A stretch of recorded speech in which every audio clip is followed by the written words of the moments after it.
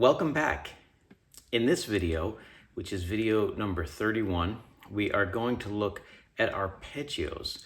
And arpeggios are just chords, but chords that are played one note at a time, like that. And the word arpeggio comes from the Italian word arpa, if to give it an Italian pronunciation, that is the word for harp.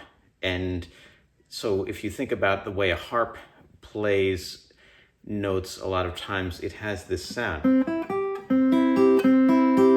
that, rather than all of the notes at the same time of a chord. So the two chords that we're going to look at, or the one chord but the two inversions, are a chord that we've already played previously. It's the C major movable chord, right, like that, you may remember. And here, that's the root position, and here's the first inversion.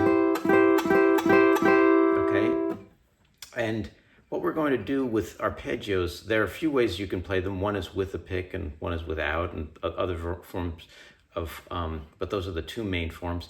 So with a pick, what we're going to do is set up for that chord, but leave your fingers a little bit above the strings, like a millimeter or two, and then you'll play, instead of playing the notes like that, you're going to play your second finger on the C, and then your third finger on the E, and then your pointer finger, your index finger, on finger number 1 on the G, like that. And you can start doing that with all down strums, down in your right hand, down, down, and then you can do alternating picking when you get used to that, like down, up, down, down, up, down, okay?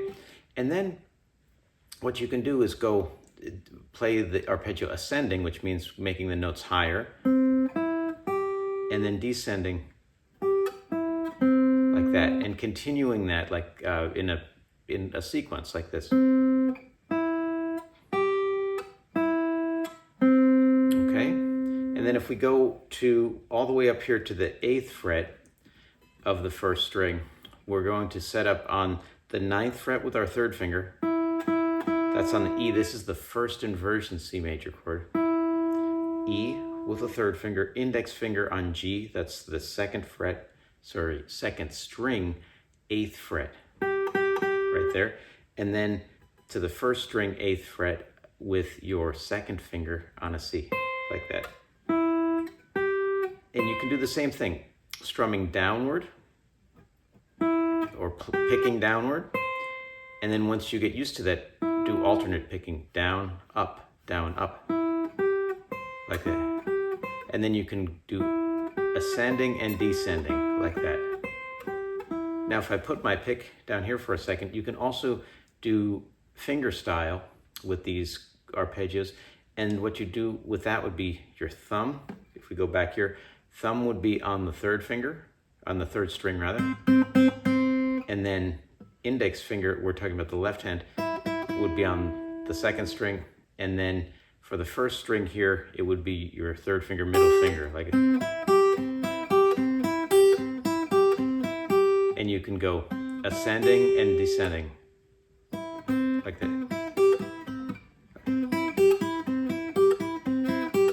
Like that. Like that.